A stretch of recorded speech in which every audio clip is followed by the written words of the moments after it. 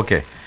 So ఇప్పుడు ఈ కొద్దిసేపటి క్రితం న్యూస్ ఏంటంటే మైక్రోసాఫ్ట్, మెటా లాంటి కంపెనీస్ అన్నీ బయట దేశాల్లో ఉన్న H1Bకి సంబంధించిన ఎంప్లాయీస్ అంతా ఇమీడియట్గా అమెరికాకు వచ్చేసేయండి అని వాళ్ళకి మెయిల్స్ పంపించినట్టుగా చెప్తున్నారు. సో వాళ్ళు ఎక్కడి నుంచి బయలుదేరినా ఇన్ టైంలో ఆదివారం 12 గంటల లోపు వచ్చే ఛాన్సే లేదు కదా. మీరు ఖచ్చితంగా తప్పు చెప్తుండ్రండి. తప్ప మీరు రివర్స్ చెప్తుండ్రు. వాళ్ళు వార్నింగ్ ఏమి ఇచ్చిందంటే, వద్దురా నాయన ఇప్పుడు రాకండి రా, ఇది లాయర్లకే తలబద్దలకు పెట్టి అర్థం కావట్లేదు, ఇది ఇంప్లిమెంటేషన్ అన్నది September 21 ఇంప్లిమెంట్ అవుతుంది. అయితే H1B ఎవరెవరైతే H1B స్టాంప్ ఉన్నోళ్ళ మీద వాళ్ళ మీద కూడా ఈ పెనాల్టీ ఉందా లేదా అన్నది ఆ కంపెనీ లాయర్లకు అర్థం కావట్లేదు, నాకు అర్థం కావట్లేదు, ఎవరికి అర్థం కావట్లేదు. ఇప్పుడు వీడు కనుక ఫ్లైట్ తీసుకుని అక్కడ పోయింది అనుకోండి, వాళ్ళు $1,00,000 అంటే అప్పటికప్పుడు కంపెనీ ఎక్కడి నుంచి తీసుకురావాలి, ఎక్కడి నుంచి పేమెంట్ చేయాలి, చెక్ ఎక్కడి నుంచి వాళ్ళు తీసుకొని బొక్కలు పెట్టి మళ్ళీ వెనక పంపిస్తే. సో అందుకోసం ఏంటంటే వాళ్ళు వార్నింగ్ ఇప్పుడు ఏం చెప్పిందంటే, ఒకవేళ మీరు కనుక 20th లోపల రాకపోతే 21st రోజు కానీ ఆ తర్వాత కానీ వచ్చేటట్టయితే, అంటే September 21 అంటే సండే రోజు ఈ రోజు మన శనివారం మాట్లాడేది, సండే రోజు కనుక వచ్చేటట్టయితే మీరు రాకండి. ఆ తర్వాత మేము డైరెక్షన్స్ ఇస్తాం, మీరు ఎట్లా రావాలనా రావద్దా మేము డైరెక్షన్ ఇస్తాం అని వాళ్ళు చెప్తారు వాళ్ళు. సో ఇప్పుడే పెద్ద పెద్ద కంపెనీ వాళ్ళందరూ కూడా మాకు కాంటాక్ట్ చేసి, మరి మా లాయర్లు ఏమో రావద్దంటారు, మరి ఏమంటారు, మరి రావాలంటే ఒరే నాయన ఇప్పుడు వద్దు, ఎందుకంటే మీరు వస్తే 21st ఇప్పుడు వస్తే ఫస్ట్ ఇలా మాకు అర్థం కావట్లేదు, వానికి సిబిపి కస్టమర్ ప్రొటెక్షన్ అర్థం కాదు, వాళ్ళు తీసుకొని బొక్కలు పెట్టి 3 రోజులు 4 రోజులు బొక్క శ్రీకృష్ణ జన్మ చిప్పకూడు దింపించి పంపించింది నన్ను వెనుకకు. అయ్యన్నెందుకు రా నాయన, ఇప్పుడు వద్దురా నాయన, మీరు ఉండండి, కొద్దిగా మాకు క్లారిటీ వచ్చిన తర్వాత మేము పంపిస్తామని కంపెనీ వాళ్ళు చెప్పినట్టు. బయట నుంచి వచ్చే వాళ్ళకి సంబంధించి అంటే రాయిటర్స్ రాసింది, అది నేను మీకు చెప్పింది, మైక్రోసాఫ్ట్ ఇంటర్నల్ గా అడ్వైజ్ చేసింది అనేది రాయిటర్స్ కథనాన్ని చదివాను నేను, అది చెప్పాను మీకు. సో ఇంకోటి ఏంటంటే, ఇప్పుడు ఉన్న వాళ్ళు ఎవరైనా బయటికి వెళ్దామని అనుకున్న వాళ్ళు కూడా ఎవరు బయటకు వెళ్ళొద్దు, ఇమీడియట్గా అయితే ఇక్కడే హోల్డ్ అవ్వండి, బయట ప్రయాణాలు వాయిదా వేసుకోండి అని కూడా అడ్వైజ్ చేసే పరిస్థితులు ఉంటాయి కంపెనీస్ ఇప్పుడు. ఖచ్చితంగా అడ్వైజ్ చేసిండ్రు, ఖచ్చితంగా అడ్వైజ్ చేసిండ్రు. నేను చూసిన వాళ్ళ స్టేట్మెంట్స్ కూడా చేసిండ్రు కూడా. ఇప్పుడు మాత్రం బయటకు వెళ్ళింది అనుకోండి, మళ్ళీ ఇంకా కావాలంటే $1,00,000 వాడు కంపెనీ కట్టాలంటే ఎక్కడి నుంచి పట్టుకొస్తున్నాడు, నువ్వు కూర్చోరా నాయన ఇక్కడనే. ఎందుకంటే ఇవి ఈ ఇంప్లిమెంటేషన్ అన్నది కొత్తగా H1B ఫైల్ చేసిన వాళ్ళక, లేదా ప్రతి ఒక్కటి ఎంటర్ అయ్యేటానికి పోయటానికి ప్రతిసారి ఎంటర్ అయినప్పుడు పే చేయాలన్నా, ఒకసారి ఎంటర్ అయినప్పుడు పే చేయాలన్నా, ఏడాదికి పే చేయాలి, అసలు క్లారిటీ అన్నది లేదు.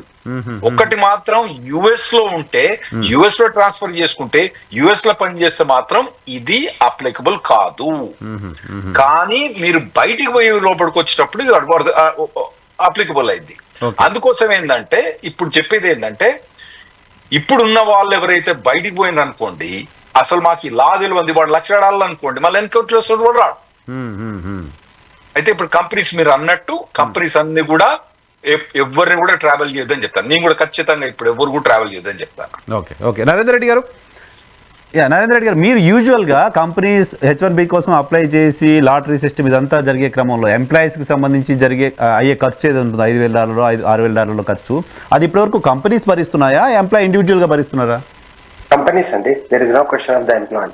వి need to pay from our company pocket. Okay.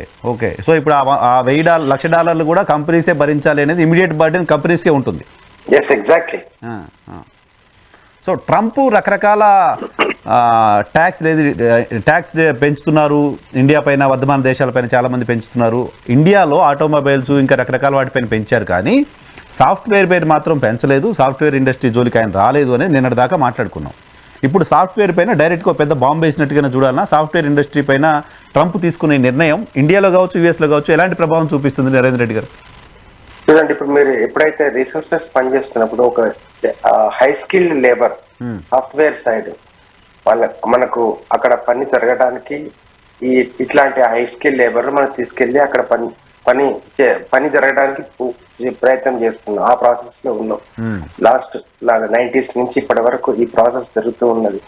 ప్రతి సంవత్సరం ఈ H1 రూల్స్ లలో కొన్ని అమెండ్మెంట్స్ వస్తున్నాయి, జరుగుతున్నాయి, మనం అన్ని చూస్తున్నాం. బట్ ఇట్లాంటిది ఇప్పుడు ఈసారి వచ్చినటువంటి ప్రొక్లమేషన్ ఏంటంటే 100,000 fees per year per person, which is not possible. So దీని ఎఫెక్ట్ చాలా ఉంటుంది. యుఎస్ లో ఉన్నటువంటి బిజినెస్ ఓనర్స్, బిగ్ 5 కంపెనీస్ కావచ్చు, మాలాంటి కంపెనీస్ కావచ్చు, అందరి మీద sir rule is one. So categorized fees ఉంటాయి. There are like 25 below, 50 below, above 50 employees, and there is one H1B dependent company. Example, నా కంపెనీ విషయం తీసుకుంటే నేను H1B డిపెండెంట్ కంపెనీ కిందకి వస్తాను. సో హైయెస్ట్ ఫీజు ఏదైతే ఉంటుందో యుఎస్ లో H1 విషయంలో ఆ కేటగిరీలో నేను ఉన్నాను. So this is going to be impacted to every person. అది కేటగరైజ్ కాకుండా ఈవెన్ చిన్న కంపెనీ కానీ పెద్ద కంపెనీ కానీ ప్రతి ఒక్కరు ఇప్పుడున్నటువంటి ప్రొక్లమేషన్ ఇన్ఫర్మేషన్ ప్రకారంగా సో మనం అందరం పే చేయాల్సిందే. ఓకే. సో ఇంతకుముందు రాహుల్ రెడ్డి గారు చెప్తున్నారు, పెద్ద కంపెనీస్తో ట్రంప్ మీటింగ్ పెట్టుకున్నారు, మాట్లాడారు, వాళ్ళు యాక్సెప్ట్ చేసినట్టుగా చెప్తున్నారు అని చెప్తున్నారు. చిన్న కంపెనీస్ కొన్ని వేలలో ఉంటాయి, కొన్ని లక్షల్లో కంపెనీలు ఉంటాయేమో అక్కడ. మీ కంపెనీ మీకు ఏమైనా అసోసియేషన్ ఉందా? మీతో ఏమైనా ప్రభుత్వం వైపు నుంచి నెగోషియేషన్ కావచ్చు, ఇలాంటి ఒక డెసిషన్ తీసుకుంటున్నారు లాంటి సమాచారం కావచ్చు, ఏమైనా ఉంటుందా? ఇక అది ఇప్పటికిప్పటి నేను మాట్లాడలేను. తప్పనిసరిగా మా వకీల్ అటార్నీస్ ద్వారా ఇన్ఫర్మేషన్ తెలుసుకొని దాని ద్వారా కొన్ని డిస్కషన్స్ లో పార్టిసిపేట్ చేయడానికి మేము ప్రయత్నం చేస్తాం. So we have an organization called it as IT sir. So దాని ద్వారా కూడా మేము ప్రయత్నం చేస్తాం, రీచ్ అయ్యి ప్రభుత్వాన్ని రీచ్ అవుతాం, అటార్నీస్ రీచ్ అవుతాం. సో అంటే అమెరికాకు మంచి జరగడానికి దేనికైనా మేము సిద్ధమండి. Okay okay. రాహుల్ రెడ్డి గారు, వైఎన్ఆర్ గారు, ఎట్లా అంటే ఇప్పుడు ఇది పొలిటికల్ గా పోయి మనం అక్కడ పోయి అందరం పోయి నాయన వేడుకుంటే ట్రంప్ వినేటట్టు లేడండి. ఎందుకంటే ట్రంప్ అతను ఒక బేస్ ఉన్నది, మెగా బేస్ అంటున్నట్టు, వాళ్ళ యాంటీ ఇమిగ్రేషన్ బేస్ అన్నట్టు. ఫస్ట్ వీళ్ళు గవర్నమెంట్ ఫామ్ చేసినప్పుడు కొద్దిగా ఇది టెక్నాలజీ ఓరియంటెడ్ పర్సన్స్, తర్వాత మెగా అంటారు. ఈ మెగా వాళ్ళు ఏంటంటే H1Bని మొత్తం తీసేయమంటారు వాళ్ళు. ఈ మెగా ఆర్గనైజేషన్ తర్వాత ఈ టెక్నాలజీలో హై టెక్నాలజీగా ఏంటి అసలు ప్రపంచంలోని నెంబర్ 1 టెక్నాలజీగా ఎవరంటే మొట్టమొదటి పోరు వచ్చేది ఎలాన్ మాస్క్ అండి. అతను కూడా ఇతని అడ్వైజర్ ఉండే, వాళ్ళందరూ తీసేసి మెగా ఆర్గనైజేషన్ బాగా ఉన్నదట. ఆ బేస్ ను అపీజ్ చేయడానికి, ఆ బేస్ ను వాళ్ళను సాటిస్ఫై చేయడానికి ఇవన్నీ చేస్తుంది ట్రంప్ అడ్మినిస్ట్రేషన్. సో ఇప్పుడు మనం పోయి వేడుకుంటే కంపెనీల ద్వారా, అరే నాయన మాకు నష్టం అవుతుందంటే, నరేందర్ గారు మిగతా కంపెనీలు కానివ్వండి, ఇవన్నీ నష్టం అవుతుందంటే వాళ్ళు నాకైతే నమ్మకం లేదు. ఇంకోటి ఏంటంటే ట్రంప్ ప్రెస్ రిలీజ్ లేదంటే ఈ 10 కంపెనీలు యాక్సెప్ట్ చేసినాయి అని అన్నాడు. కానీ ఒక్క కంపెనీ కూడా రిలీజ్ చేసిందా ఇన్ఫర్మేషన్? ఈ మాకు $1,00,000 మాకు నచ్చిందని ఒక్క కంపెనీ అంటే ఆ కంపెనీలే భయపడుతూ ఉద్యోగులు బయటకు వెళ్ళకండి, ఉన్నోళ్ళు రండి, ఇవన్నీ చెప్తున్నాయి కదా ఇంటర్నల్. ఇప్పుడు నరేందర్ గారు అన్నట్టు ఈ పెద్ద కంపెనీలు కూడా ఎవరు కూడా ఈ $1,00,000 అన్నది అంత ఈజీగా వాళ్ళు యాక్సెప్ట్ చేసిన నేను అనుకోను. ఇంకోటి ఏంటంటే ఈ మొండిగడం తోటి నేను యాక్సెప్ట్ చేయలేదు అని చెప్పి గట్టిగా పెట్టుకుంటే మళ్ళీ వాళ్ళ మీద ఏం రివెంజ్ చేసుకుంటాడో తెలియదు వీడు, మొండిగడం. సో అందుకోసం అని సపరేట్ కూర్చున్నారు. కానీ ఎవ్వరు కూడా ఒక్కరు కూడా $1,00,000 మేము సంతోషంగా పే చేస్తాం అని చెప్పి ఒక కంపెనీ అన్నదా? నరేందర్ గారు చెప్పిండని కాదు కానీ మరి ఒక్క కంపెనీ కూడా అన్నదా? అనలేదు. ఇప్పటిదాకా కూడా ఏ స్టేట్మెంట్ రాలేదు.